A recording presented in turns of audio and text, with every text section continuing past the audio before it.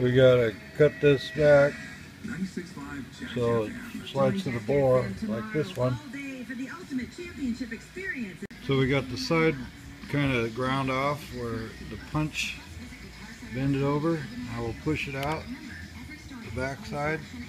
I pull all the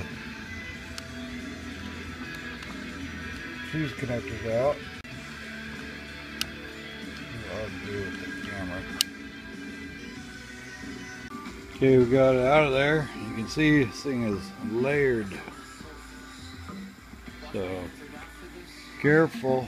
Now keep stuff from crossing over in the from circuit to circuit with rust and minerals all in there. So let's clean her up.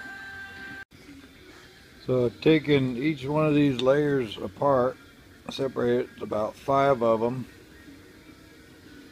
These will pop out now and then. You want to make sure they're indexed all the way back in there, these runners.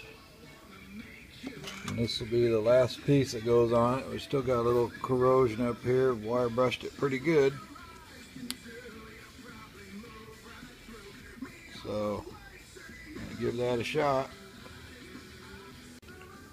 Took each one out, separated these like 5 plates, scrubbed them with soap and water and a toothbrush, and then some fast evaporating heptane cleaner. So we got this back together.